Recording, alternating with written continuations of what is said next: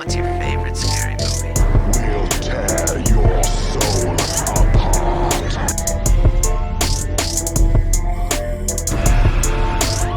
Not the beast!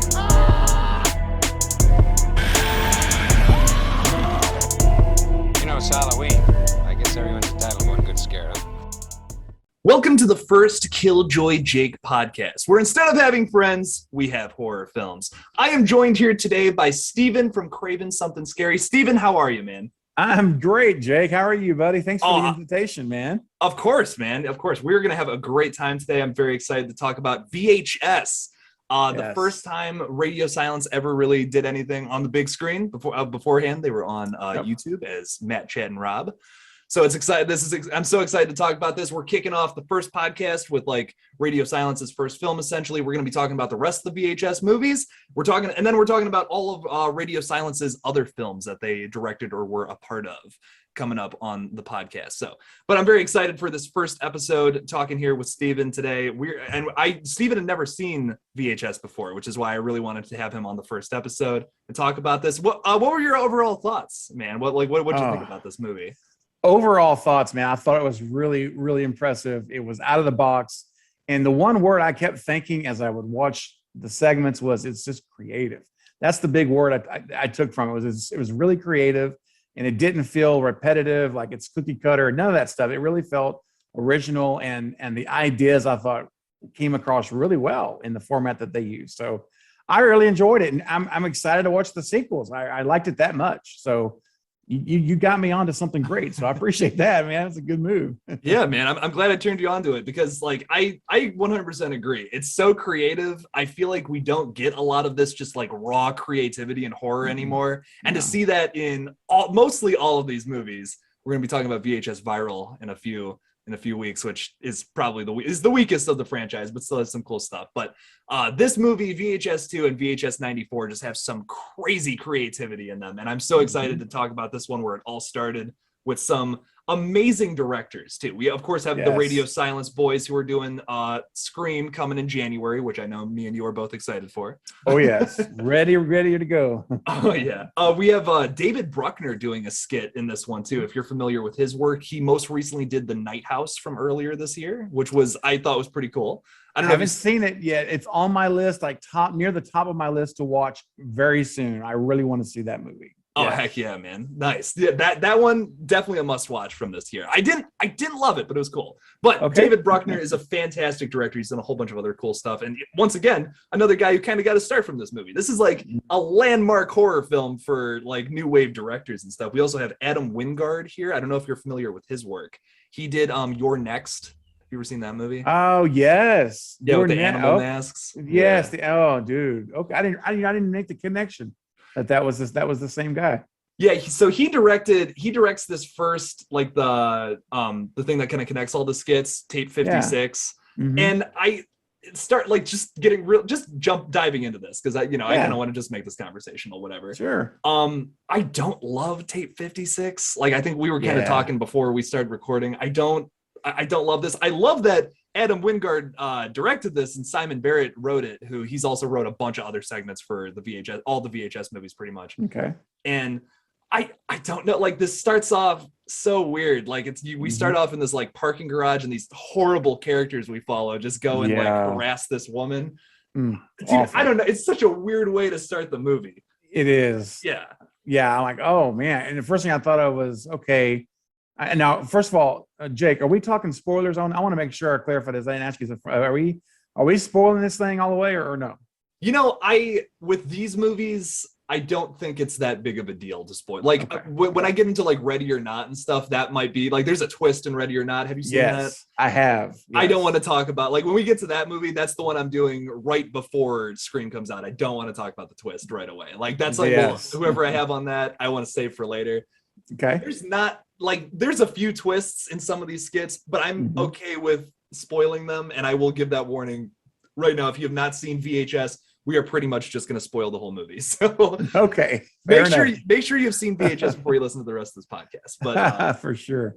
Well, then I will go ahead and say what I was thinking, because at first I'm like, okay, they're going to rob somebody. They're going to, I wasn't sure what their end game was, because we already know they're already going to try to rob and be a burglars. Well, anyway, when the parking garage scene came up, I'm like, oh, they've picked out someone to rob and take their dude. When they ran over there and were sexually assaulting this woman in the garage, I'll say it that way. And I was like, oh, I got so angry. I was like, oh, these guys are total scumbags. It was awful. Yeah. It made me really dislike them right then from that point forward. So that what happens later, I didn't feel so bad at all about at that because of that, you know. Yeah, I 100% agree. It's such a weird way to start off this movie, especially because of how like cool and like we were just talking about how inventive and creative this movie is, and you start off with this. Like it's such a down moment for what is such a great movie, and to start it off like this is so weird. I don't know. Yep. You could, and like you said, man, you could have started this film off with like just a robbery. The point of this scene is to make you hate these characters, and you could have done that with a robbery scene or something, but no, you had sexual assault. Had to go there. Yeah, like okay, we're doing this. This is where we're going. All right. And that's not the last of it in this movie, too. There's unfortunately a lot of that. We even like there's this thing that it keeps cutting back to. I don't know if this is. I might be mistaken. This might be one of the guys we follow throughout this whole tape, but there's like this scene that it keeps cutting back to where it's like this guy and this girl and they're like getting it on. They're getting freaky. Yeah. And then the girl finds out that like he's taping it, dude. It's so weird. It's like, what is this? What am I watching right now? I forgot about that. That's like how it starts. You're right. That's the first thing we see is already just messed up stuff going on here in a sexual nature. Like there's a common theme here. I'm like, what is that about? Who are these people? Like, what's up with this, dude? I don't know. It was very strange. Yeah, we don't have to talk about that anymore. But no, it's all right. It's just, I mean, it was on point. You're on point to bring it up. I mean, you know, it happened. So. And I'm sorry, I'm going to say one more thing and I'm going to shut up about it. But like later on in the, like when we get into the skits and stuff of like the different tapes and stuff that we see, like I feel like there's some sexual stuff that happens that works with the scenes. And like, it's messed up, but it makes sense with those characters and stuff. We're just seeing this weird sexual assault scene that's just really off-putting that I just feel like doesn't really work. This is the one, like, it doesn't work here for me, but like in the very first skit we're going to talk about in just a second here, it's like, it makes sense why we had to take it to that place. Right. So I don't know. It's my biggest criticism of the film. I love just about every other skit in this in this whole movie, but this part is just so odd. I don't know. Yes. But moving into the first skit, directed by David Bruckner, Amateur Night, which I could have swore the first time I watched this, I thought that it was Adam Wingard, who's the director of like the framing device. I thought this was him in the asshole role. Right. I thought, dude, the guy who plays him looks just like a young Adam Wingard, but it's not him, it's somebody else. But this is probably my favorite skit in the whole movie. I don't know how you feel about it. Lily, the vampire demon girl, whatever. Yes. Fucking awesome. I mean, kills it in standout performance, man. How do you feel about this? Oh man, I absolutely agree 100%. When they go in there and they're in the bar and they make the eye contact with Lily, and dude, those eyes, I'm like, oh my gosh. I'm like, this is like fully dilated eyes. I mean, not like our eyes, like super large eyes, but they're human, but they're super large pupils. Let's put it that way. And I'm like this, and she did such a great job of selling that, just that crazy eyes, and the way she would respond, I like you. I'm like, oh my gosh. And the way she moved, right? Her mannerisms was just freaky, man. So I just immediately, as I was watching it, I literally wrote down just as a note, this Lily is amazing. This actress playing Lily is just killing this role, man. Dude, oh no, for real, I 100% agree. Hannah Fearman is this actress's name. That's her name, yeah. Yeah. And what's crazy about this skit is it's the only VHS skit to get a spin-off movie. Really? So far, because VHS 94 has some pretty awesome skits too, but this is the only one that has like a spin-off movie. I don't think David Bruckner has anything to do with it. He didn't direct it. He didn't write it. But it's called Siren. They made it 4 years later in 2016, and it stars the same girl. Like she plays the same character. No way, bro. Yeah. I've gotta never see seen it. that. Yeah, I've got to Same. see that. Yeah. I was just looking it up. It's on Pluto TV. So Okay. it's on my watch list because after rewatching this just now, Mhm. I need to see that. I'm so curious as to what they did in this movie. It's Yes. probably not as good, but I'm still curious, you know? Right. Absolutely, man. She just nailed the part so well. And, you know, I got the creeps literally, like, I don't get the creeps very easily, and, you know, but I do sometimes get the creeps still in these movies. And when just seeing how she was acting, you knew something was off, you know, from the I like you, and the way her head was just whipping around, and it was creepy, man. And then of course what happens later, which I won't jump, you may be getting there in a minute. Yeah. We'll talk about it, but dude, it was just the beginning of creep compared to what we were about to see happen with the creep vibe. Dude, and at the bar when they get there, you know, obviously one of your characters, I believe his name is Clint, is wearing these like glasses that have the camera in them. That's what's filming the whole time. As he's looking around the bar, like, dude, she sticks out like a sore thumb. Like everyone is like mingling and chilling, and they're all drinking. She does not have a drink in her hand. She is staring directly at this dude, and I don't think he notices at first either. But if you look at the beginning of that shot, she is always there in the background, just with her giant eyes, just staring right at this dude. Yes, dude, and it's creepy right from the get-go. I love how they structured this. And there was not a whole lot of notes online about like the production process. I'm so curious if they just went to some random bar with all these actors just already there and they just filmed this. Because that's kind of what it seems. I wouldn't doubt it. Yeah, it seems like they just went full like didn't have a permit, nothing, just walked into a bar. Yeah. Live action. If that's the case, I don't know if that's the case or not, but that would be really fucking cool. That would be rebels, man. Right. Got to make your movie somehow, man. You got to. Permits aren't cheap, man. Exactly. They also had like no budget for this. I think this had like a not 1.2 mil, but like $120,000. Something like, it was like really low like that. Yeah, it was, and that was in today's, you know, relatively recent climate, which is not a lot of money when it comes to that, making films. Oh yeah, you know, and you can tell they made this on a low budget, but it doesn't even matter, dude. I mean, it doesn't. They still, the creativity is there, which drives this movie with like such a wonderful force. Yeah. One more thing I wanted to say about this bar scene, and then we'll move on to the crazy ending. Is I love how they establish how it seems relatively chill at the beginning of this skit when you like meet your characters, but like they so desperately want to like meet girls and take them back to like their hotel room. It's predatory in a way. But it totally is. Well, the glasses, Jake. The glasses, they wanted to film them with the girls without their consent. Very predatory. Yeah. That's I was just going to bring that up as well. And what's great about that nothing is great about that, I guess is what I'm trying to say, but the writing is great here, because I think what's cool about it is the girl is also there looking to pick up a dude to eat. Yes. So she's there for dinner. Right, it's two different kinds of predators going at each other, two fucked up entities in the same place, which I think is a great commentary there. That's a really cool analogy, man. I didn't think of it as that way until you said that, but it's so true. You know, they're paralleling, you know, two predators of different types with different desires, but at the end it's still to take advantage of the other person. So that's a solid line you connected, bro. I like that. Thank you. Yeah. I appreciate it, man. Yeah. But yeah, they get back to this hotel room and everything seems to be going great for our little asshole characters here, but then shit just goes fucking bananas. Oh man, you could say that again. Oh my gosh, that was whoa. And you got the one dude on the couch, he is so off his rocker, he can't stop laughing at everything, you know. So he's no help to the situation. Right. But you know, again, I'll let you go ahead and lead us in. I don't want to jump too far ahead of what you were going to say, but man, freaky is the word of the day for this segment, man. Oh my gosh. They go back into this hotel room and they're like, this guy's trying to get it on with this girl and she passes out, and then he keeps trying to do stuff with her, and everyone else is like, dude, cut that out. Like, she's out, dude. She's done for the night.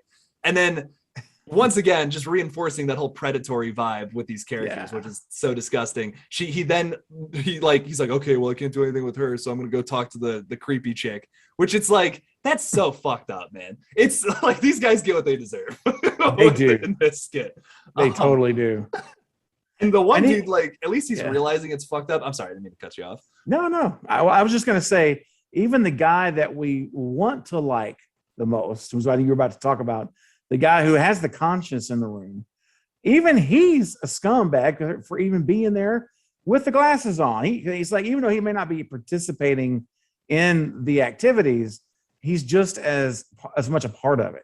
And so as much as I want to like kind of have a little bit of compassion or a little bit of empathy or something for this guy, I have to remind myself, dude, he could easily just walk out of the room and leave and call the police or something, but he's staying in there with the glasses on. So I'm like, okay, I'm going to throw him in with the other guys.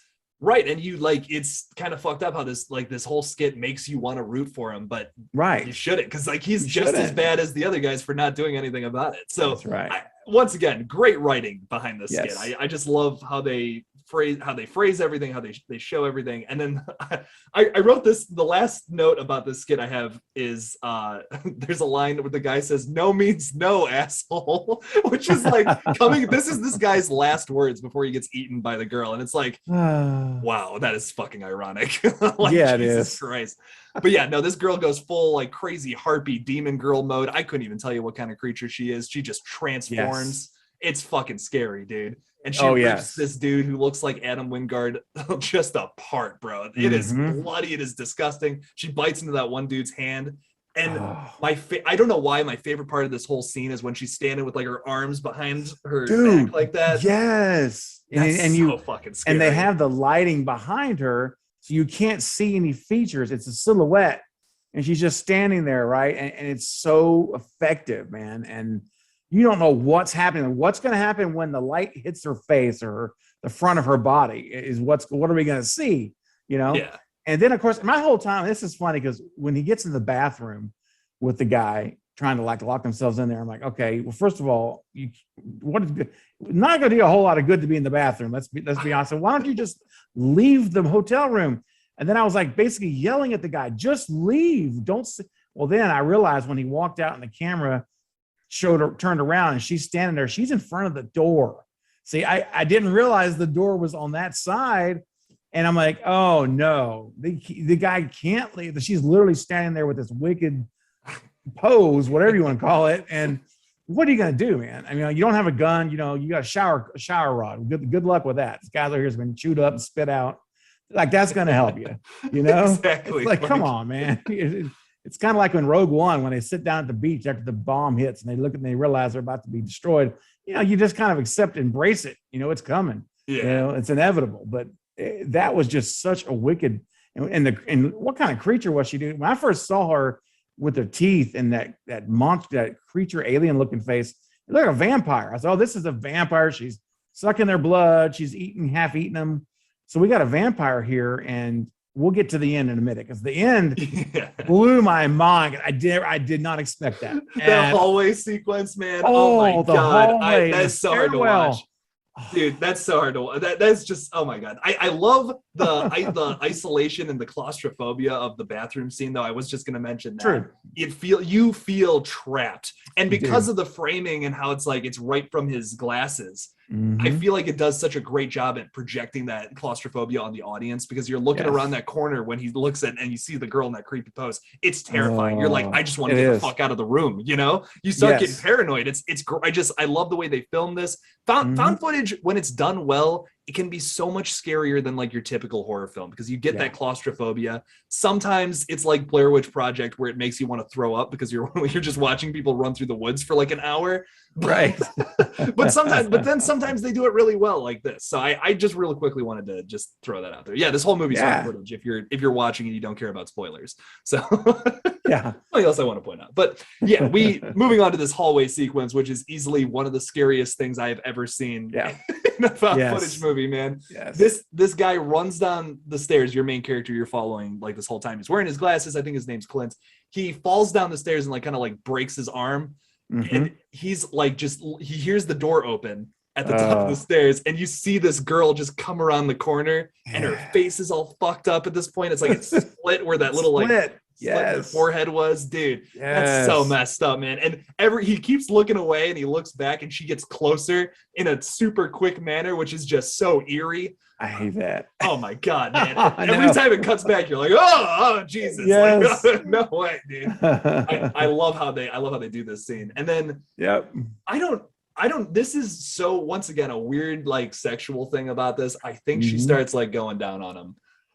Yeah, it looks like that's what was trying to happen. That's what I thought too. Yes. Which is it's so weird. Like, it's like, oh my, it's so uncomfortable. It is. That's a great word, man. It's very uncomfortable. This whole segment is so uncomfortable. But go ahead. Sorry. As I'm watching it by myself, you know, at 2 a.m. or whatever, and I'm uncomfortable. I'm like, gonna be honest, nobody even here with me. I'm just like, oh my gosh, this is just, and the whole situation out of what just happened. The guy's got a broken limb, and you know, and let's just say she didn't take it too well. That didn't work out. Let's just put it that way. She was not very happy. But then her reaction though was strange, wasn't it? Remember how she reacted? Yes. And like you said earlier, man, like her mannerisms are so creepy, and she's always saying like, I like you. Like, like so whispering it and saying it like that. And she's like mimicking what everyone else is saying in the room too. That's the only thing she said up until this point. And then she looked like, and the guy's like freaking out. He's like crying. He's so freaked out by everything that just happened. And after he's like not digging it, you know, she looks at him and he's like, you know, like, and dude, that's so fucked up. And she starts crying, and then he's just like, I gotta get the fuck out of here. And he runs, he starts banging on windows. He's like, help me, oh my God, help me. And then he runs up to this like group of people that are standing outside of a truck. They look up and something picks him up. It's the girl, picks him up into the sky, and his glasses fall off of his face. Yes. Dude, what a way to end this skit, man. Whoa. It's like, you know, she fully morphed. And when you think back at it now, it's like that body was a shell, almost like a cocoon or a shell of some type. And as you saw her progress, and like you say about like the half face split open, it's like she was breaking through the skin, the flesh, and to the point where she's in her true state, where she can fly. I mean, you can, and I'm like, what's going on? As I'm sitting there, I'm like, you hear the wind, you know, hitting the microphone. And you look up like, dude, this dude's off the ground. She's in the clouds, man. And then it blew my mind. I never ever thought that was going to happen. And I was very impressed by that ending. I said, this is very smart, very creative, and what a way to do something different than just being a creature and eat somebody and it's over. No, we're gonna take a ride. We're gonna take a trip. I'm gonna fly. So she's got full, and that's why I got to see the Siren, man. I got to see this movie you're talking about. I want to know what happens with this chick. I agree. In her full state, you know? Yeah. I don't know if it's a continuation or if it's like just based in the same universe as that tape. I'm so curious. I definitely want to see this. But once again, it's not done by David Bruckner or whatever. So I don't know if it's going to be as good of quality. I'm still very interested. Hannah Fierman, once again, I just want to give a massive shout out to her. Easily one of my favorite performances in this entire movie. Fucking phenomenal. And another thing what's so great about the good VHS skits, what they do really well, the good ones at least, because there's some duds in here, I would say, but the good ones leave you with more questions than answers. Like, it gives you a little bit at the beginning, and then you get into this obscure, crazy, like nonsense, and then you don't know what's like. You're only given a little bit of a narrative. You have no idea what happens at the end. Like, every good VHS skit is left open-ended, and you have so many more questions, which is why I love these movies so much. You can theorize all day about what happens to your main character, Clint, here. Like, is he still alive? Did he die when he just got taken up into the sky? There's so many questions, man. And why did she take him, right? Because she could have, if her goal was to eat dinner, she could have just eaten them and been done with it. But why did she took him for some reason? And it goes back to that thing about, I like you. I like you. Does that mean she likes him she wants to be mating with this guy? Like, creating some creatures? I mean, who knows? That's this, and we don't know, right? I mean, but there's a reason she took him. I mean, she took him for a snack for later. I don't know. And you know what else, Jake, when I think about this now, the big eyes. Remember, we talked about the big eyes in the bar. Anytime you see her, these huge eyes.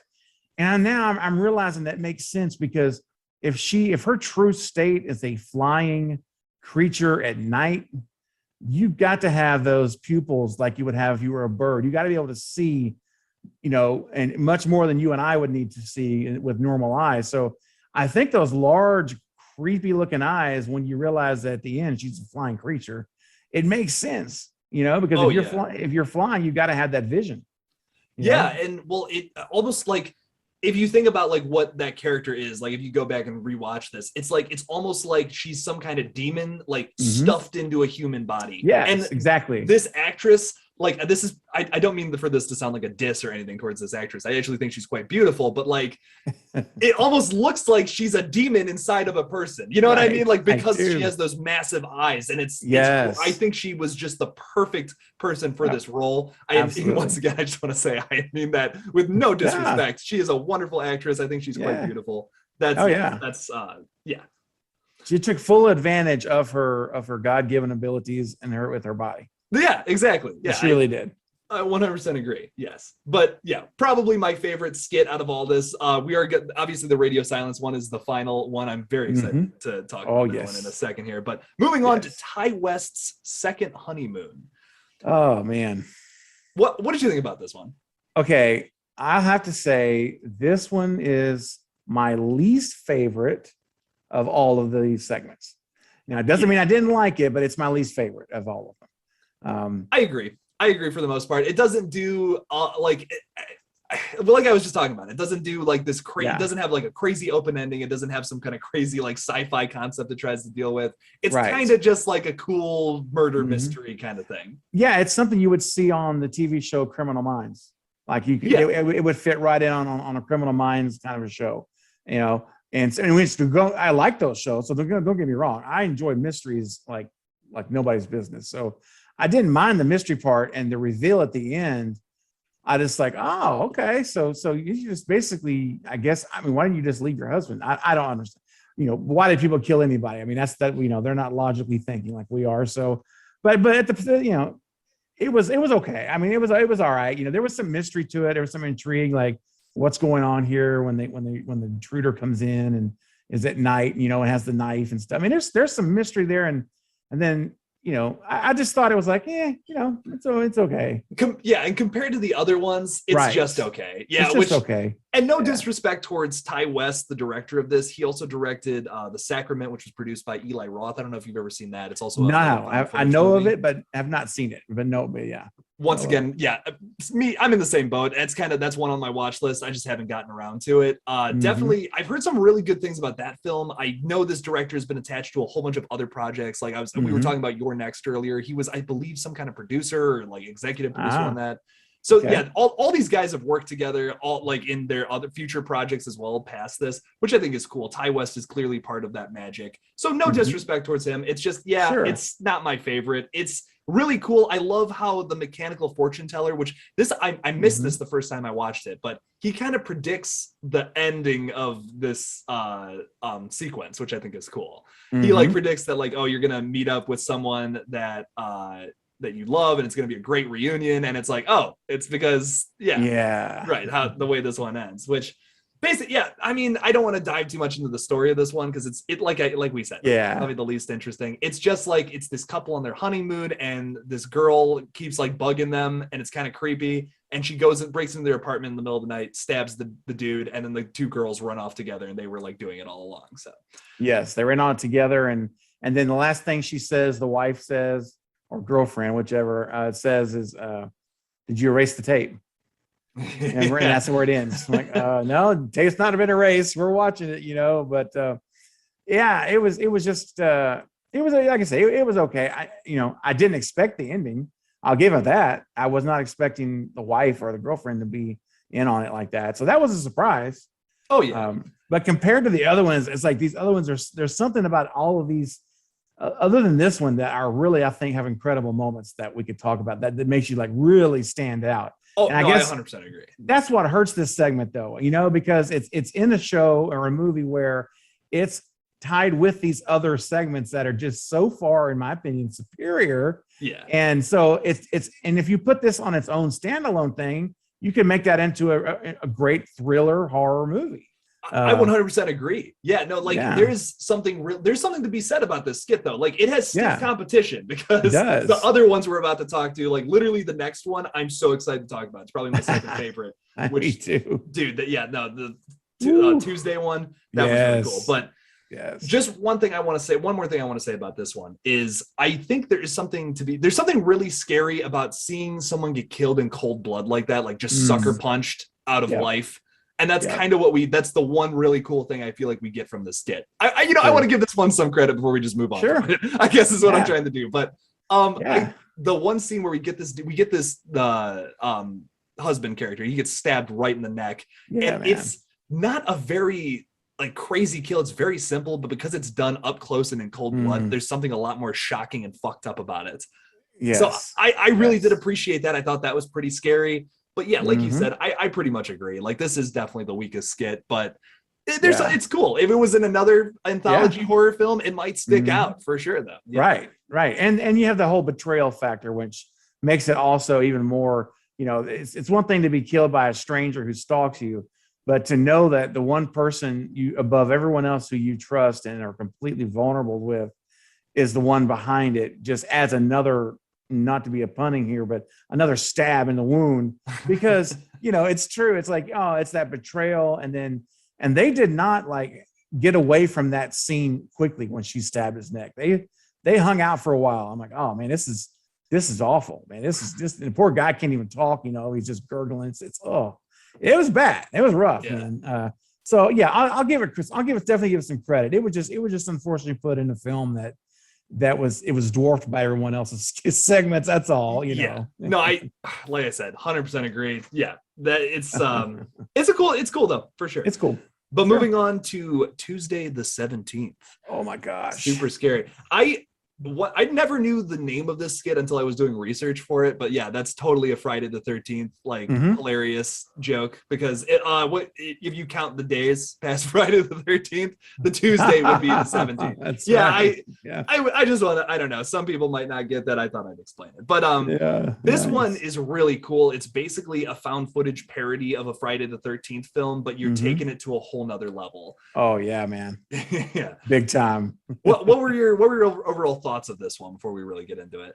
This one, to me, this segment has the most brutal kills of the entire movie. This is where, if you want to see brutal, savage kills, man, this is the one. The one in particular, that whole machete through the head and eye. But you remember that shit that when I don't remember the character's name, but from the back of the head, through the eye, I'm like, oh, this is like hardcore.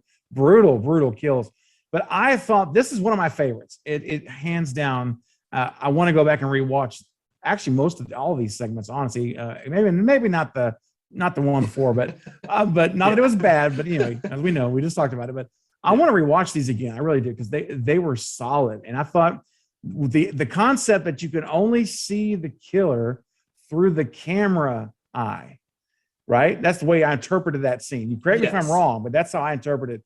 Because when the camera's rolling, you can see the image, the shape, and then he gets clearer and clearer, like a distorted TV noise, right?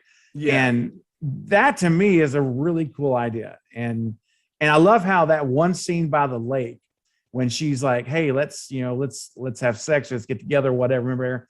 And he's like, "What are you talking about? Where's the other guy?" I'm sorry, I didn't write his name down, but. And she's like, "No, let's do this." And the whole time she's got the camera rolling on him. And in the background, remember this? You see this dark circle, on like a little small circle. Dude. Bro, I'm like, oh, I was like, is it what I think it is? And then it gets bigger and bigger, and it's like growing, and it's getting closer to him. That to me was epic, man. That was great writing, great execution. And it's Hitchcockian, because it goes back to that whole idea, like how Hitchcock will have something in the background and it slowly gets closer. Exactly, like, in some of his stuff, and it goes back to like some horror roots here to scare you. But she like moves the camera a little bit to the left, and then she like goes back, and then like he was kind of like this killer, like this little blob we were talking about, like it's in the background, but then he's suddenly super close and then slits the dude's neck, and you're just like, dude, what? Oh my god, I know you knew it was coming, but you didn't think it was going to be like that and like quick and in your face. Yeah, for sure. That scared the hell out of me. It was that was great. There's a lot of stuff in the skit that you'll miss if you blink with it too, and it totally does a parody of Friday the 13th movies. I really love all the references and homages to that, and it's not like super in your face. Like I said, it's a blinker, you'll miss it reference to Friday the 13th. I think that's really cool. The name of the killer too is The Glitch, which I think is so cool. That's how he's credited in in the credits. I just fucking love that. Yeah. I mean, it's so cool. This is a really cool skit. There's some great kills, like you were saying. The dude walking around the forest with his neck slit, and he's it's so desperate. Like he's just like, he doesn't even know what to do. Like it's so shocking. He's just kind of walking around and he just kind of falls over and dies. Yeah, he's like in total shock. I think it's like he probably didn't even know where he was at that point. He was just going. And let me tell you about a scene in that skit that, when you saw how it ended, again, going back to the subtleties, do you remember when they were towards the beginning, they were walking through the woods and she was leading them around and they stop at this dead animal carcass? You remember this? Yeah. And you see this like, intestine pulled out, and you can't make anything out. The film's glitchy, but you just see a dead carcass there and like, oh, this is terrible. This animal. Did you notice? You probably did. You know where I'm going. Did you notice that at the very end, when she thinks she's defeated the glitch, and he kills her, and she drops the camera, right? Yeah. And you see her body laying there. Did you notice that the intestine of her intestine is an exact match to the one of the dead carcass they came in? And it looks like the same exact clothes that was in that scene, almost as if she's in some type of a loop. Oh no! Honestly, God, I did not notice that at first. Dude, you got to go back. I'm telling you, go back when we're done and watch this. And because I noticed when they first go there, you see that intestine like pulled out to a certain angle. I'm like, oh, that's disgusting, Well, dude, when she hits the ground, her intestine is exactly in the same location as the dead carcass, bro. Oh my God! And that, like, okay. That's amazing. First of all, it's like my favorite scene. That is so. I'm gonna be honest. Totally never noticed that. This is just another point I want to make about just all of the VHS films. The rewatchability is like phenomenal. There are so many things that you will blink and miss it, and like that. Like, dude, I've seen this movie like 6 times. You've seen it once, and you notice that. Like, dude, there are so many that you got to rewatch these movies because you will miss stuff, and like that is so cool. Like, is she in a time loop? Once again, more questions than answers. It just keeps you coming back to like see if like there's something else you missed, or if there's some other answer to like what is actually going on here.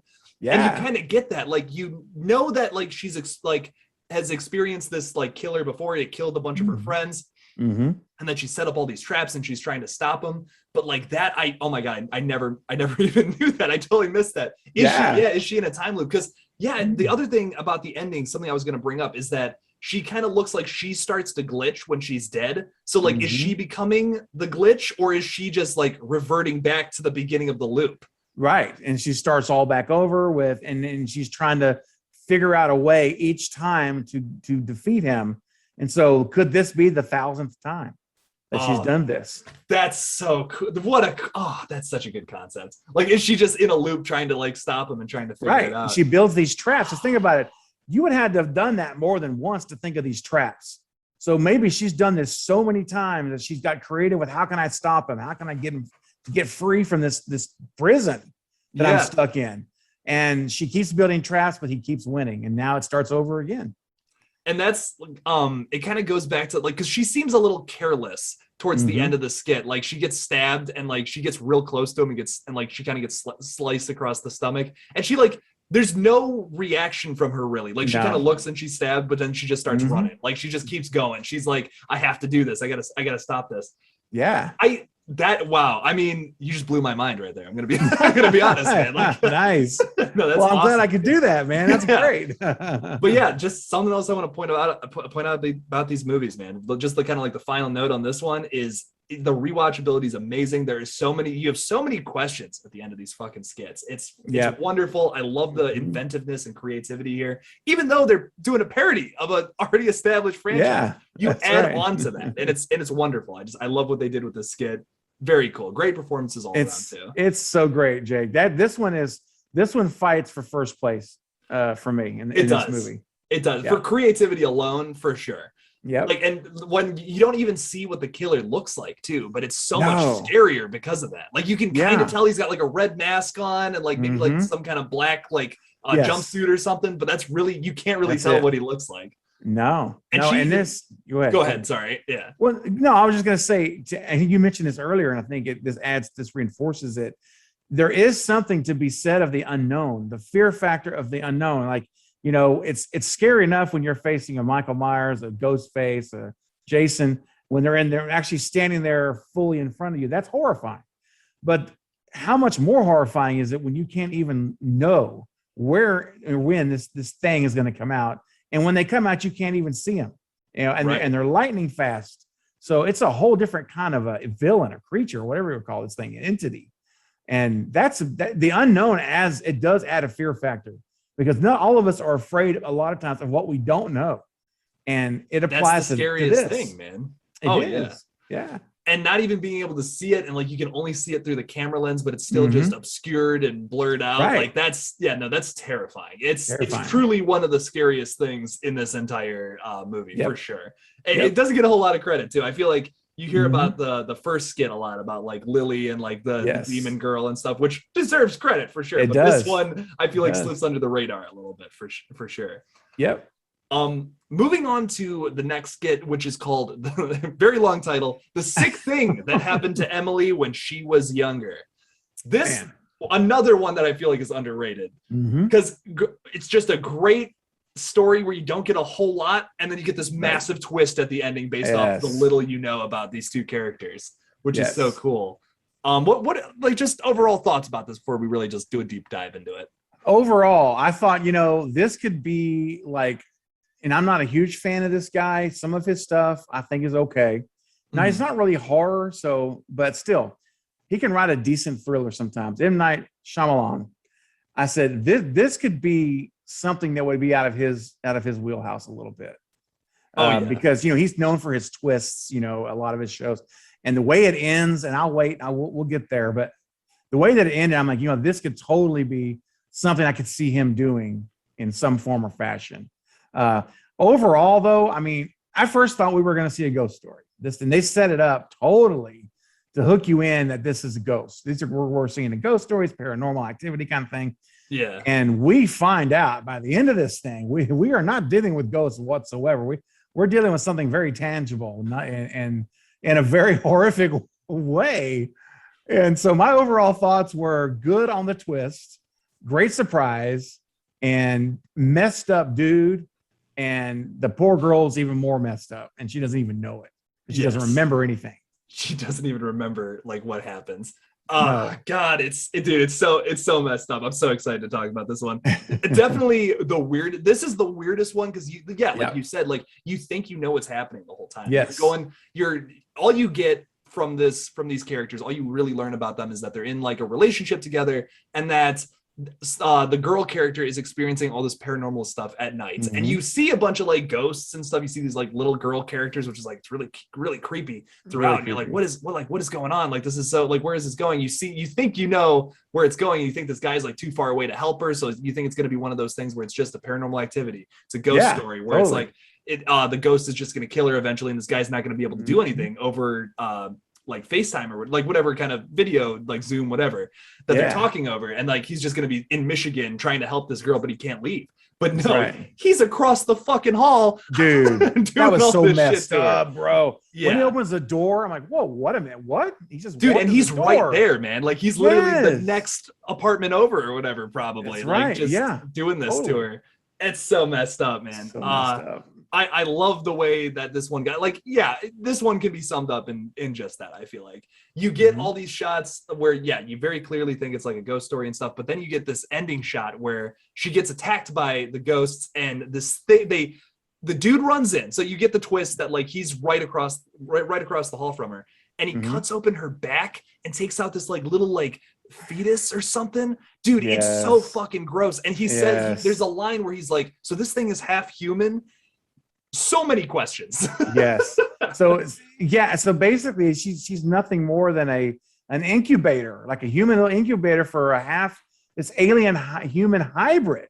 And apparently this is like multiple times this has happened, because it seemed like this wasn't the first go around, and they do something there, they knock her out, or he knocks her out. Remember, he said, I got to make this look like she hurt herself, or so he like broke her arm or something. And then the next day she's on Skype or whatever, and she's like, oh yeah, I don't know what happened. I must have fallen or whatever. I'm like, this is jacked up, man. That this is like, they're using her to create these hybrid babies, alien, half human alien babies. And it was out there, man. I'm like, the idea is way out there, but it was cool. It was a cool idea, you know? Definitely one of the weirdest ones, but very I weird. love it. I have no idea why this guy is helping these like creatures. Exactly. Why? You get these like girl character, like they look like you don't really get to see them too well because it's like they're sitting there and they have these like black eyes. And like just like they look like little girls with like long hair. Yep. And they don't speak, but they like make this noise to him, and he's like he says all that stuff about like, are these things human? There's also a line about like, we've done this multiple times, like she's not gonna survive if we keep doing this. If we can't keep doing this, dude. And then when she's on there, this was so messed up, man. When she's talking to him one time and she's like, there's something in my arm and it keeps moving, and I'm like, oh no. And then she's like, well, he's like, what are you doing? And she's sitting there digging, and her arm, bro, is huge, like that big of a circle opening on her arm, trying to pull this, whatever this thing is, out. And he's like, no, don't do that. Remember? He's like, leave it alone. You're going to get infected. And because it sounds like good advice, dude. That's what's so messed up. You go back and listen to all that, and it's like, oh my God, it all makes sense, like why he was saying that. But it also sounds like a natural conversation between like two people in a relationship. Like it seems like they're like, he's like genuinely concerned. He's like, no, like actually don't poke at it because like it'll get infected. That just seems like natural conversation. But he's got this whole evil agenda. Oh yeah, he doesn't care about it. He doesn't care about an infection.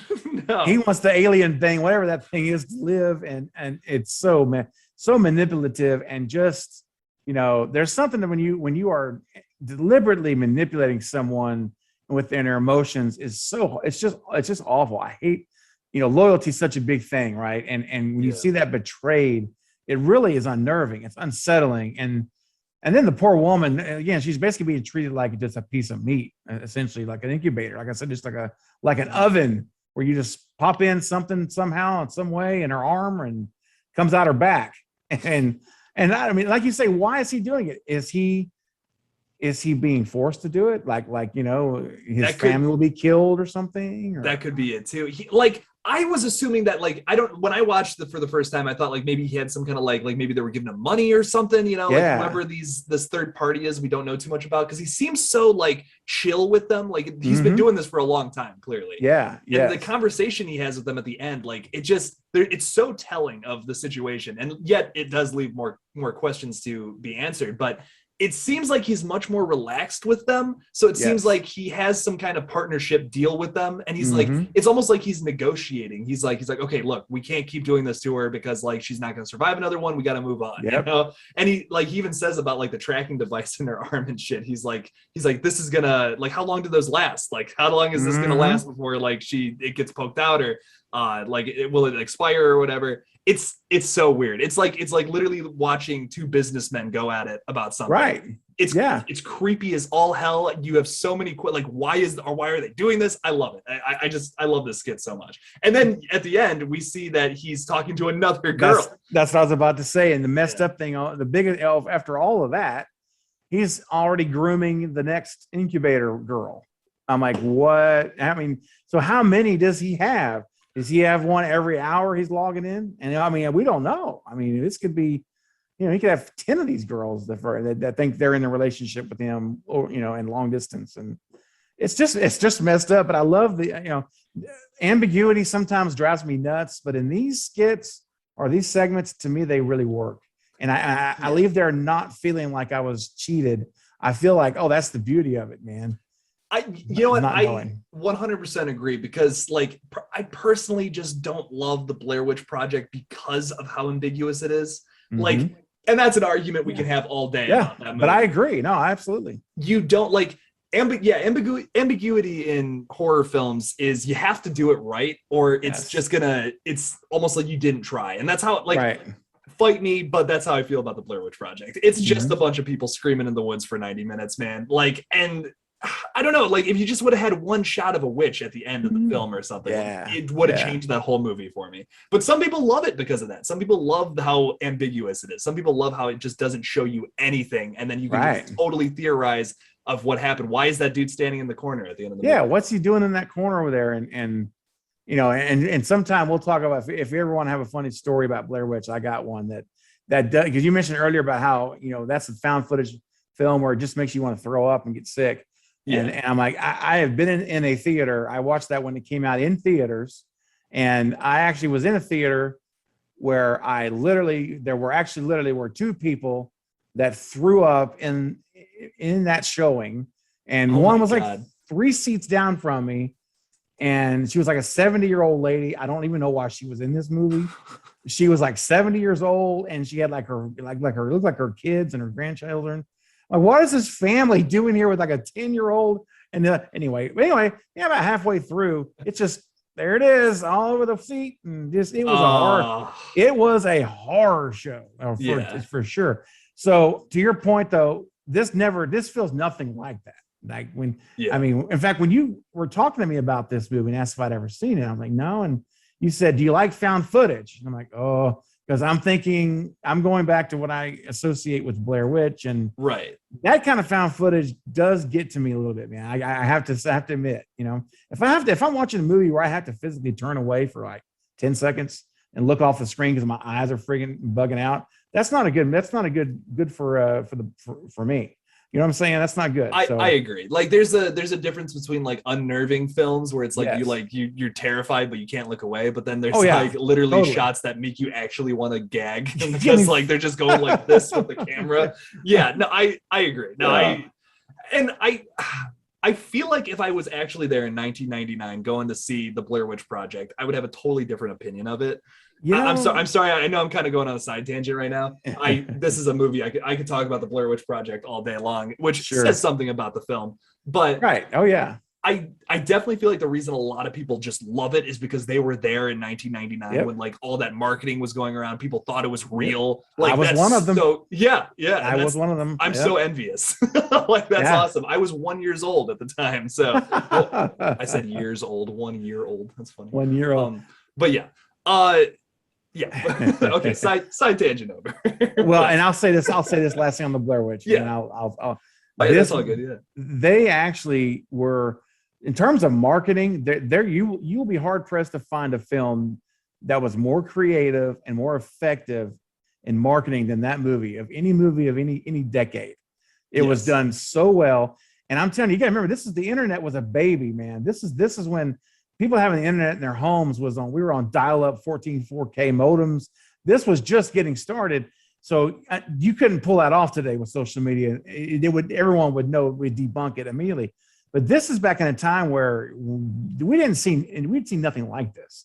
And the way they had the website with the footage, and they filmed the documentary with police detective, dude, it was very convincing, man. Yeah. And my friend Michael from the Movie Bros React, Michael. Yes. And him and I, we actually went and saw it together in theaters, and we thought it was real, 100%, that they were releasing the footage to try to find help of who did this. And I will tell you one thing, and I'm done, is that in the theater we saw was pretty full. And I have never to this day since walked out of a theater at the end of a movie where you could hear a pin drop. It was so quiet. It was almost like everyone was walking very somberly, and there was no talking. There was no like laughing. It was dead silence, Jake. I've never been in the theater since then and heard that. It was crazy. Because you really thought that was people dying. Like, that's terrifying. It was horrifying. I 100% agree with you about that. I think that my criticism of the film is that it hasn't aged well. But if I was there in 1999 with like apps, because like I grew up in the age of the internet, essentially, where it's like, about like the dangers, like that there's stuff on the internet that's just not true, that like people put out there, especially nowadays. Like we've had the internet so excessive, and you can like get to it like where you can easily access the internet, I guess is what I'm trying to say. Yep. You didn't have that in 1999. Like not a whole bunch of people were on the internet. It was like almost considered like a nerd thing, Mm-hmm. And all these people like saw that online about like there's this like you were saying, like the documentary, people were reading about how it was real and stuff, and then they went into the movie and they're like, oh my god, like this is terrifying. So I guess my argument about that, and I'm sorry, I'm going to move past the Blair Witch. I know this is on VHS, but I will eventually do a whole podcast on this because I would love to. I respect the Blair Witch. I just don't think it's aged well. I think if they would have shown the witch, then it would have not have been believable. People wouldn't have believed it. But because they didn't show anything, it made people really believe that. And that's what I think is genius about the movie for the time. just has not aged well, in my opinion. I don't think Yep. you can watch it nowadays and be as terrified as you were in 1999. Personally. Right. Agree. No, I mean, I would say that's true. Yeah. You know, and when you go into it knowing it's a movie, that it's not real, the way they really made you believe it with the marketing, it does take away some of that edge. The edge is definitely, you know, because at the end there, when you hear Heather, who gets in there and she sees him standing in the corner and you hear the thump and the camera hits the floor, it's like someone hit this girl in the head with a bat. I mean, there's someone that's, you know, or whatever, or is it paranormal? That's the whole thing. We don't know, but it did make a difference when you found out later on when they lit it was all a hoax, and they're like, oh, you felt cheated a little bit, but at the same time, I was like, but that was really cool. You pulled it off, and yes, it was a box office smash. Oh yeah, and you know, we wouldn't have like this movie or Paranormal Activity. We wouldn't have any of those movies without the Blair Witch Project. So Cloverfield, all that stuff, man. Yeah. It's just they're all standing on the shoulders of the Blair Witch Project. Yes, yeah. So I have mad respect for it, though. I will say that. But yeah, moving on to where were we? Yeah, that's pretty much all I have to say about Emily when she was younger. I don't want to say the full title again because God, it's a mouthful. But yeah. Would you any last thoughts on that? I guess to wrap that one up. No, I just thought it was pretty good. I thought it was a pretty good, very weird, very very out there. It was the most out there in terms of like non-conventional stuff that of the whole thing, in my opinion. Yeah. Oh yeah, for sure. Big time. But moving on to our Radio Silence boys who are helming the new Scream project, which I know we are both very excited about. They do 10/31/98, which is definitely one of the better skits in this entire movie. Yep. Really cool concept for a skit as well. They're basically it's the Radio Silence guys. They're going to they're going to a haunted house party, like a Halloween party, and they accidentally stumble upon an actual haunted house. Really cool take for a skit, and it takes the haunted house genre, does something super different with it. Steven, what'd you think about that? Yeah, loved it, man. It's one of those ones I want to go back and rewatch because I just thought it was done so well. And I love the setup because they're all there thinking, and you know, this is a party. Like you said, we're going to have a good time, and no one's there. Like there's like just no one there. It's empty. All the lights are on. Like the lights are on everywhere. When they're outside walking upstairs, lights are on, downstairs lights are on. It's so bright. Everything's lit up. And you walk into there and they're walking all around. There's like no one there. What's going on here? And I'm not going to get too far ahead. So just overall, I would say that I thought Matt, Chad, and Tyler nailed it, man. I thought they did a good job in the roles they played was good, but the story and everything was, man, you know. And I subtitled this, like if there was a subtitle for this thing, I would have said 10/31/98. Subtitle: No good deed goes unpunished. And you know what I'm talking about. Yes. Because I'll tell you something. And what a way to do this. They end this movie with guys who are the polar opposite of segment one. We start with these guys that are scumbags, they're predatory people. You just don't like them. They're just, you know, you're ready to see them get their just dessert. Fast forward to the end, and you've got these nice guys who actually are trying to do the right thing. We'll talk about it later. And they unfortunately get punished for doing what they thought was the right thing to do. So but, it's it wasn't. But it wasn't. And all I can say is those people upstairs in the attic we'll get to, they were actually doing the right thing too. They were right. Trying to stop it. So anyway, that was my overall thought. It was well done. And we'll get into specifics in a minute because some of those scenes we've got to talk about. Oh yeah. I love this. I love this one. I love all the costumes they're wearing at the beginning of the skit too. The one dude, he's like dressed. Is he a bear or a monkey? It's like a monkey, I think. I think it's a monkey, but it could be. He's just got like a GoPro in there, which is like, I don't know. That's just so funny to me. They just needed an excuse to film it. That was Tyler, I think, right? Because Matt was the pirate or whatever. One of them's a pirate. One of them's the Unabomber, which is like so bizarre. That's what it was. Oh my gosh.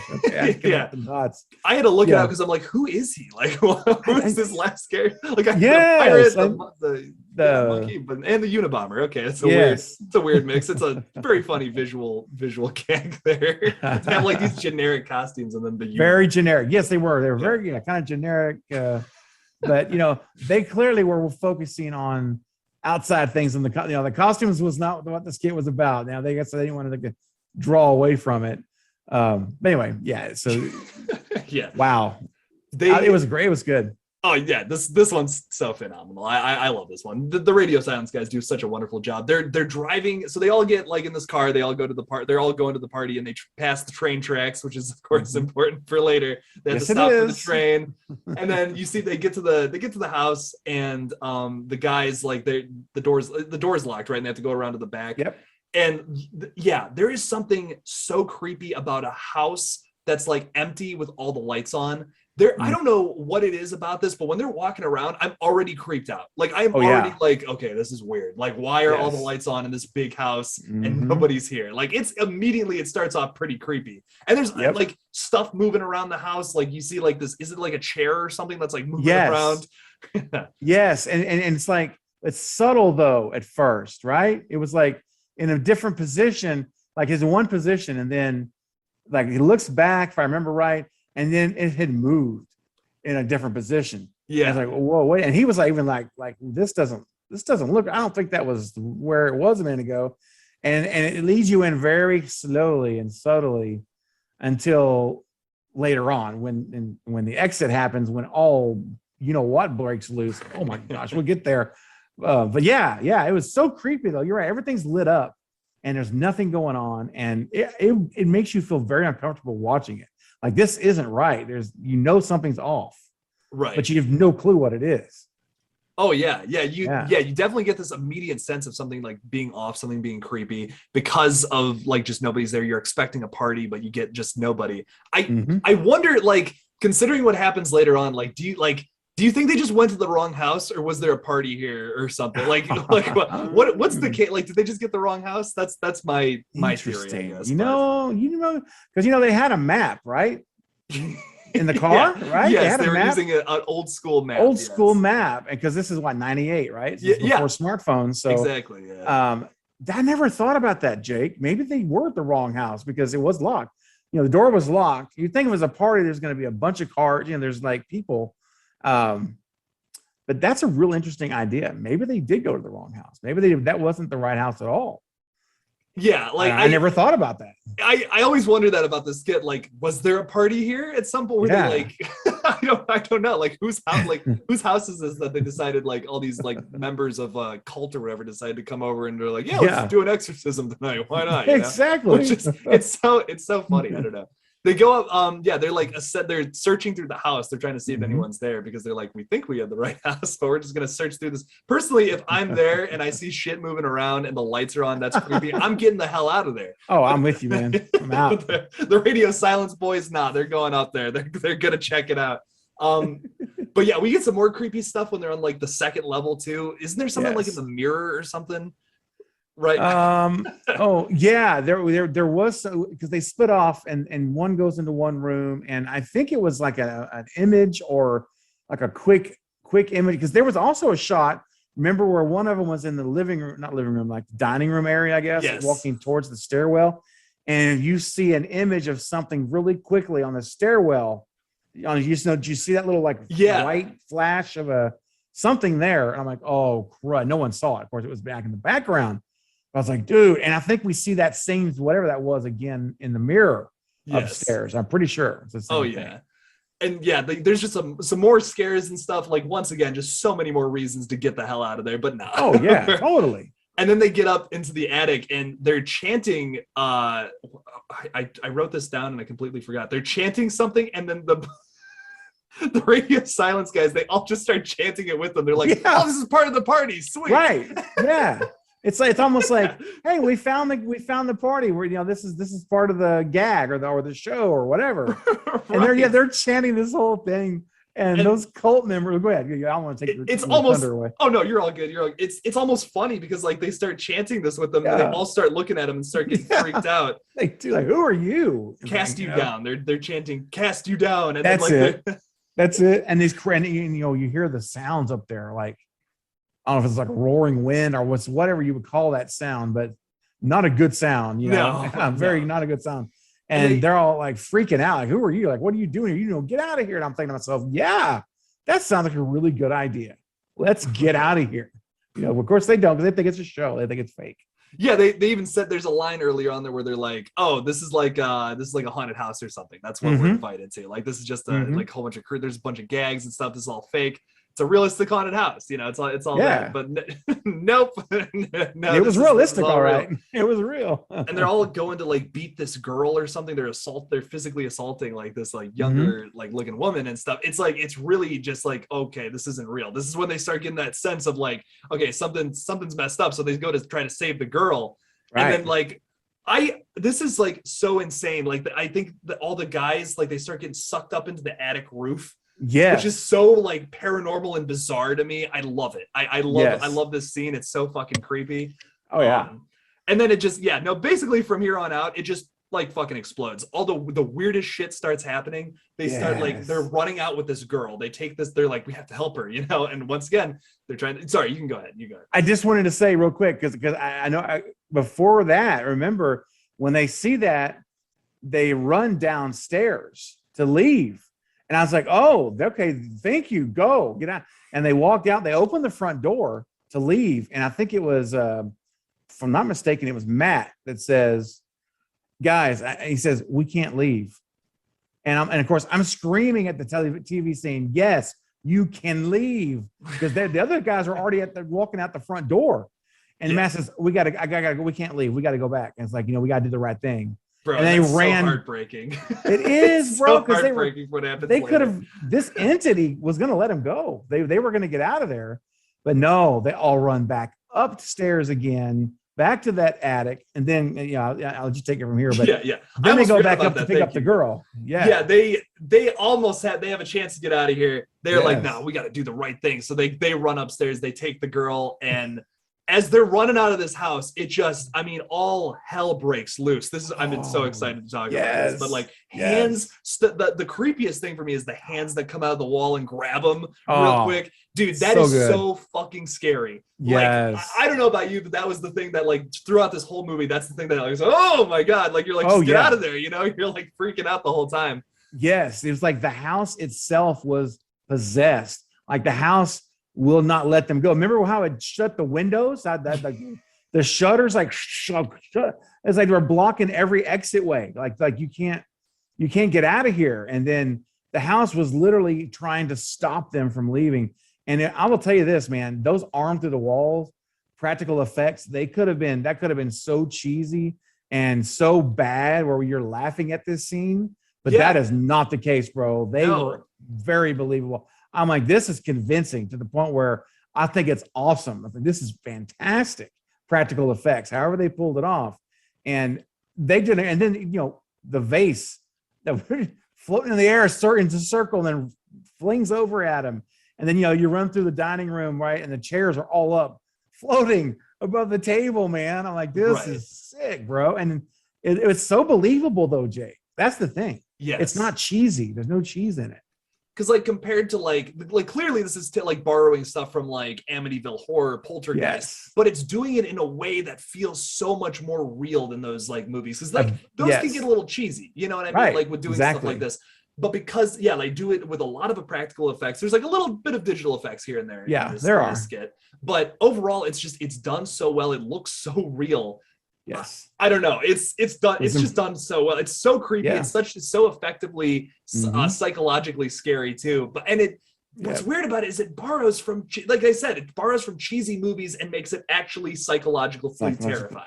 Yeah. I think that's pretty genius to me how they do this. Totally, man. It was great. I was very impressed with that whole sequence, and I thought to myself, "Oh man, this is so well done. I want to see this again. I want to go back and watch those effects again and feel that terror." And they get pulled off, man. It was great. And I was like, I know that Matt and Tyler and Chad are not in front of the camera and scream. Well, maybe they'll have a cameo if they keep Wes Craven's tradition of a cameo in every movie, including Scream 4, even though it got cut, but it was filmed.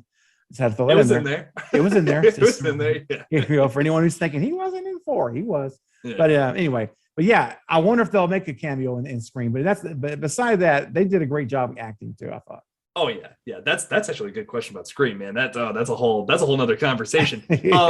But yeah, they get into the car though, and you get this false sense of security, like it's all over, like they save the girl, and then suddenly like they drive over those train tracks, she disappears, the car just won't drive, man. Like it's just not moving, and the train starts coming, man. Ooh, man. And they can't get out.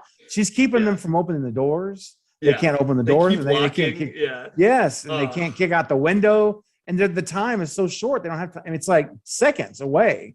Yeah. And then she's standing in front of them, like, I don't know, 50 feet away, whatever it is, just like looking at him. And how horrifying is that? Again, it's no good deed goes unpunished. That's why it's like, yes, you had to go back because you're good guys, and you went back to save her.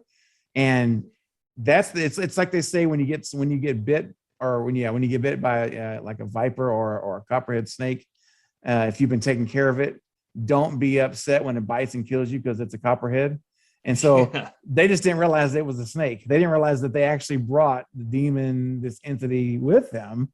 So the people back at the house are probably happy because they're out of that. She's gone. But these poor guys, what an ending! What an ending, Jake. I did not expect that at all.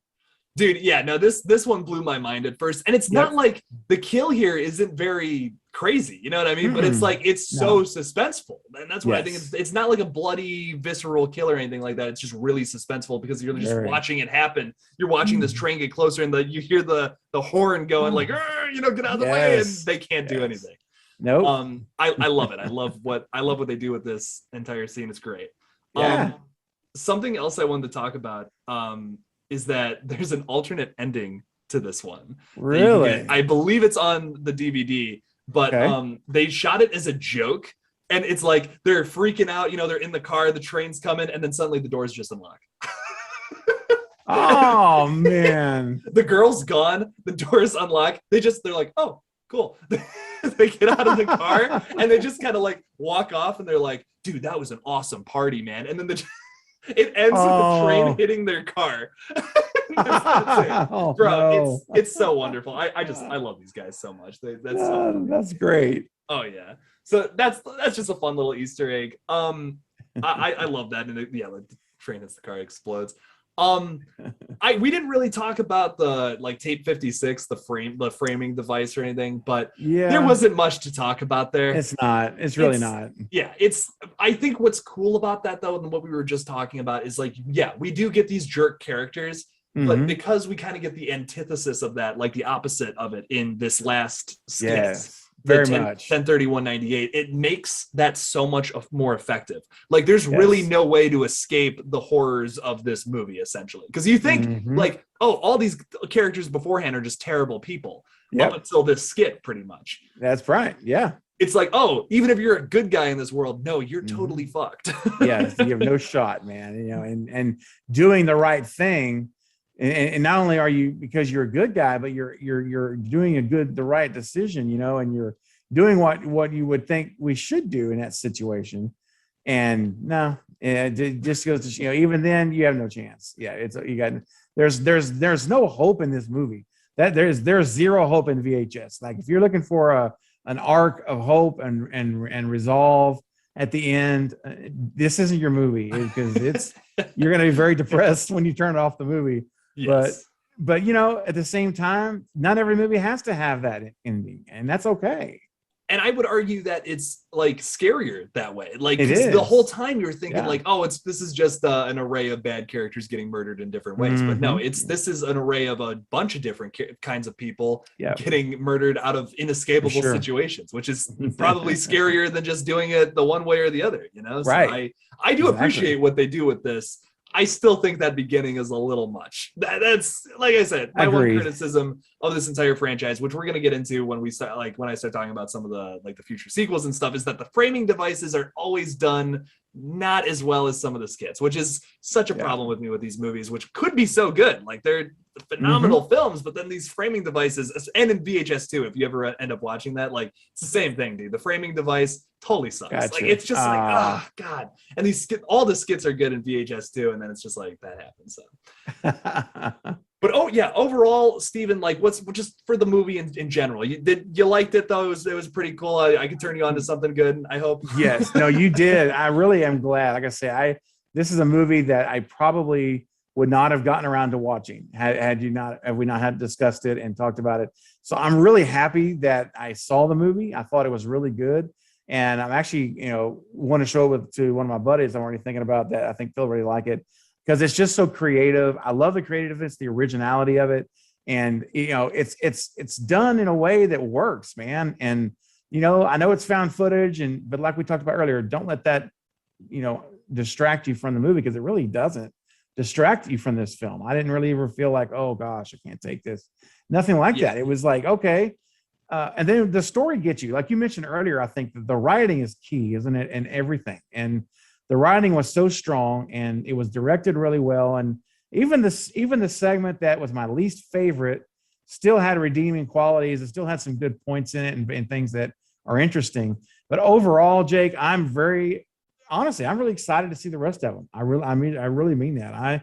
I'm ready to get started on VHS 94, which I know you've highly recommended. So yes. I'm going to probably start with that one next and then go back and watch 2 and 3. So yeah, thanks for turning me on to this, man. This was a great film. I really enjoyed it. I wasn't sure what I was getting into, like, okay, man, I'm going to load this thing up. Let's go. And I thought it was good. It was really well done. So I appreciate you turning me on to this franchise, man. Yeah, I'm glad you liked it, man. I have loved this movie for a long time. This has definitely been one, like, I saw this movie and I was like, I have to watch everything these guys have done. So this introduced me to like Radio Silence, Adam Wingard, David Bruckner. I knew all these directors now from this movie, and just seeing them all like unanimously having these wonderful careers, it really shows how much talent was put into this movie. True. All these directors across the board, everybody in this movie has done something super significant in the horror genre at this point, which is just wonderful. It's amazing that they all kind of got their start from this movie. This is a pretty big hit considering its low budget. I think it only made like $2 million or something, but considering it had such a low budget, that's pretty good. 20 times, right? Or, something, whatever. So yeah, that is a success, and you could already see the talent of these guys coming out already, even these formative years, so to speak, these origins, these beginnings. And it's great to see, like you say, man, to go back and have been a part of a project where you can see, like, imagine going back and seeing Wes Craven and John Carpenter on the show like this. Oh, that would be amazing. Can you imagine having like Wes Craven, John Carpenter, Sam Raimi, these guys on one segment footage movie like this? And that was where they started. And that's what we have for our horror legends today, which is so wonderful. It would have been so cool to see like a tiny like 15-minute skit from like John Carpenter like you were saying. That would be amazing to go back and watch a movie like that. Like that's completely ridiculous. And we kind of have that. I mean, I'm not, Radio Silence doesn't quite have the reputation that John Carpenter has. But you can definitely compare it to that, I think, for sure. Because these guys are just dominating horror right now. Like, these guys are easily making some of the better horror films out there and some of the most original for sure. Yeah. And it's wonderful to see where they started, And I'll tell you this, if they have been given a rare opportunity in life to be handed the keys to Wes Craven's Scream franchise. And let me tell you, that's like the golden egg everyone's trying to get to, and like winning the lottery. These guys and now it's in their hands, right, Jake? They're the ones that are going to determine if this movie is going to be one that we are just clamoring about after as much as we are now before or not. But they have the opportunity, I think, if they do it well, to have established themselves with a Scream trilogy even. They could have 3 Scream movies with their names on it that could skyrocket them into the level of directors where we can talk about them in the same conversation, at least as a Wes Craven, potentially getting there. Now they've got to do it as long as Wes did. He broke the ground over 3 decades. He had a top grossing film. So that takes longevity. Can they last till they're in their 60s and 70s? We'll see. But they have the opportunity right now to put themselves in a position with the Scream exposure so big, man. A lot of people saw Ready or Not. A lot of people did not. But when you have a Scream film, everybody knows a Scream film. So this is a big stage for them. I think this is their biggest. This is the Super Bowl for them coming up. And if they deliver, bro, the sky's the limit for those guys. Radio Silence could be like the most sought after for everything, you know, and it can happen. Oh yeah, no, I 100% agree. I think they got a lot of potential. I'm sure they're going to do well by this franchise. I think they will too. Yeah, they're clearly huge fans. They've talked about nothing but respecting Wes's legacy with this new film, and it seems like they're going to do. I think they're going to do a wonderful job with this. They've clearly put a lot of work into it. They're hyping us, you know, they're hyping us up so much too. Like, bro, I hope it's good. You know what I mean? Like, it's like I'm almost scared now. Like, please be as good as you're building up the machine, because it's so big right now. It's like crazy. Oh yeah, no, the hype is insane for this new Scream film. So I'm very excited to see what they've done, and it's coming up too, man. I mean, we got like basically 2 months at this point. Yes, you know? it's actually crazy. Like where it's in 9 weeks from now. You know, we're filming this here on the 10th, right? So November. So this coming Friday, in 2 days, it'll be exactly 9 weeks from a release date. That's where we're at. 9 weeks away.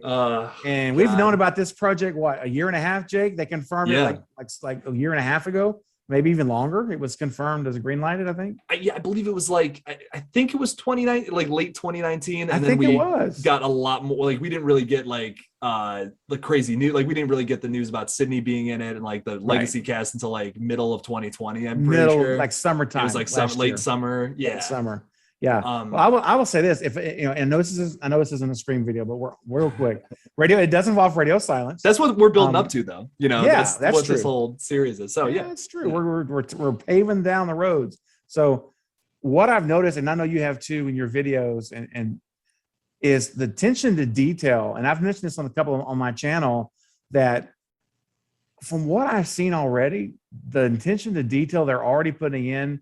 And we haven't seen a ton yet, right? Because it's only been a trailer and a featurette. But what we've seen is the little, and I know you know these things, the little Elm Street sign. Yeah. You know, subtle. We see Mindy Meeks having the same kind of pants and colored shirt as Randy Meeks, sitting in Stu's living room on a couch at the same position, the same couch area where he was. Yeah. And those are, and then the hat on this most recent publicity stills. The white fedora, I know you saw this, right? The white fedora hanging up on the wall when Sydney's coming down the steps into this room, and subtle little hint, or not hint, but subtle little tip of the hat, no pun intended, to Wes Craven, because the last picture we have of Wes Craven that his family posted on his Twitter feed was him with the white fedora with the black rim, the same exact looking hat. And I'm thinking to myself, when I see the attention to detail on these little things, it gets me very excited. Because I'm like, if you can hammer these little things like this, what are you going to do to the big things? If you're this good on catching these, on putting these little things in, these little touches that most directors, they don't care about that stuff. I'm coming in to make a movie.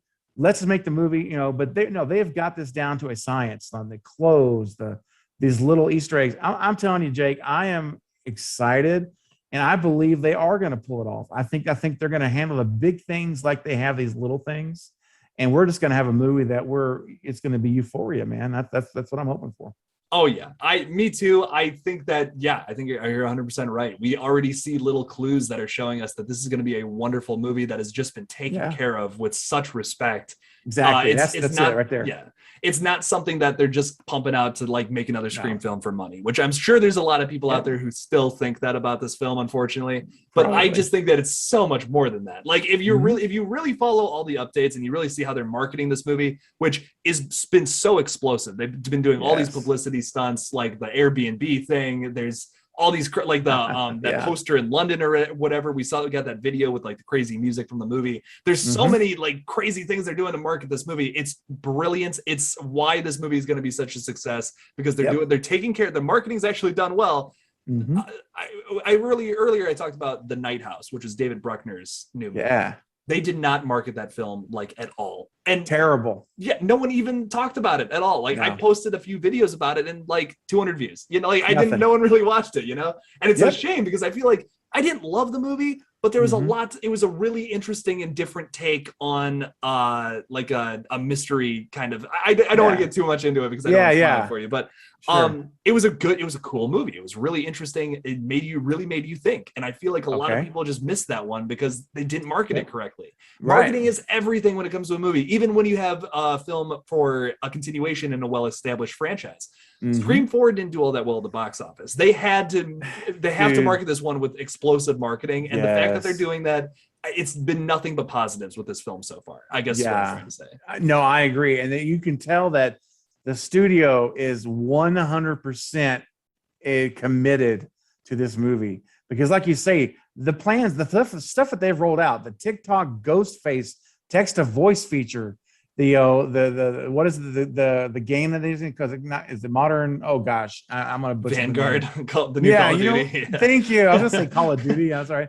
The stuff they're doing, this had to be thought out way ahead of time. All these deals were in place to launch.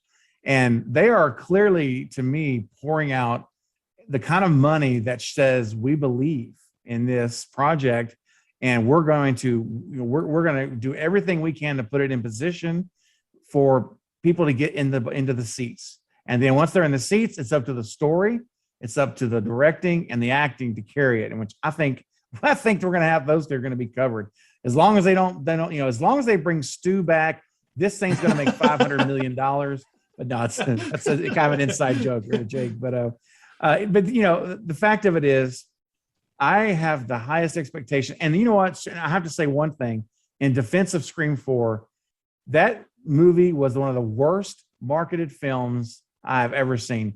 Just nothing. Just like The Night House. There was nothing. Okay, they put a trailer out. Oh, well, whoop-de-doo. That was all they did. I mean, there was like no. I mean, this is 2011, guys. Social media was a thing. All right. It was a thing. And that's not what it is now, of course, but it was still, in other words, they could have done a much better job to help that movie, and they did not. So I know it didn't do well. And I think partly is because of what we're talking about. If you don't market well, you don't get the buzz out there and people talking about it. I mean, it's what I didn't even know the movie was out. You know how I found out that movie was out? It's not no joke. It was on a newspaper. Yeah, I know newspaper guys. They actually still make those there. A newspaper had the cinema showings, and I just happened to come across it, and I'm like, Scream 4? What the heck?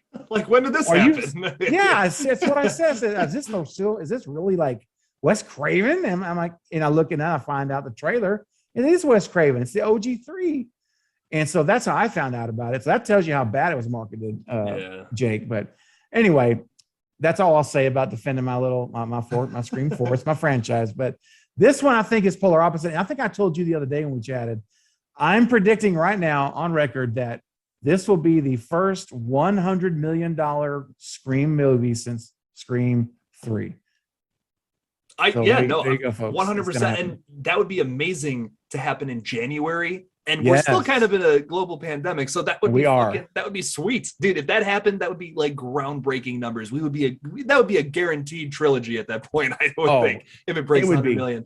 The other thing that makes me furious about, and I know we've been going for almost 2 hours now, but something that makes me furious. I saw this stat the other day about comparing the Scream franchise and how much they made versus the Scary Movie franchise. Dude, Scary Movie franchise has made almost double the amount that the Scream franchise has. That is upsetting to me. That's such an upsetting statistic. Pathetic, man. Exactly. It really is. I mean, that's now granted, you're going after the audience is a bit broader. I think it's a little bit wider audience because of comedy, but still, to your point, and you think about this, that just shows you how many people went to those movies when probably didn't get half the jokes because they didn't see the original. If they didn't see the original, then now, of course, we're not counting DVDs, and I'm sure all that played a factor, but that is not right, Jake. That's just darn right, not right. That's all I got to say about that. Yeah, I know. I saw that someone posted that in that Woodsboro horror film thing, and I was just like, dude, you gotta be kidding. You gotta be shitting me. I looked it up too because I was like, this can't be like this is a joke. Yeah. No, that's a legit statistic. I can't believe it's ridiculous. But yeah, like you said, I'm super pumped for Scream 5 coming in January. We are going to be counting down all of Radio Silence's films. Now, they did not have a skit for the next 3 VHS Films, but they did produce all of the VHS movies. So I still want to talk about them. And also, I just love all the VHS films. So I'm going to be very gladly talking about them in the next couple of podcast episodes, which you can check out coming in the next couple of weeks. So make sure to check those out. But most importantly, first of all, is to check out our guest's channel, Steven. Steven runs a channel called Craven Something Scary. If you're not subscribed to that, you better go subscribe to it right now because you're missing out on some wonderful Scream 5 content over on his page. Get him to 1,000 subscribers and help my man out over here. Hell yeah. We're getting close. We're getting there. Chugging along. Oh, he's killing it, man. You're growing like crazy, dude. It's amazing. It's awesome. Every time I go to your page, I feel like you have another 100 subscribers. I'm like, holy crap. Like, geez. It's awesome, man. So no, it's great. It's awesome to see your page grow, man. You put a lot of work into the channel. It's wonderful. Well, thank you, Jake. I appreciate your support, man. And I love our collaborations, and I think that we got a lot of stuff coming in the works that people are going to really enjoy as well, which we'll keep a lid on it for now, but I think it's going to be good stuff. A lot of good stuff. I'm really excited to take that lid off, man. I know, right? We got some cool stuff in the works coming up, so I'm excited for all that. Oh, yeah. Yeah. Well, thank you all for listening to the KillJoy Jake podcast. If you're listening to this on Spotify, make sure to subscribe to my YouTube channel. Look up KillJoy Jake. Make sure to subscribe to Steven's channel as well, Craven Something Scary on YouTube. And if you're listening on, or maybe you're watching on YouTube, maybe you're just watching us here, make sure you can listen to the podcast on Spotify. If you're driving around, you don't want to watch a crazy video of us guys talking about movies, check it out on Spotify as well. Thank you all so much for listening or watching to this latest podcast. As always, don't forget to kill it out there, y'all.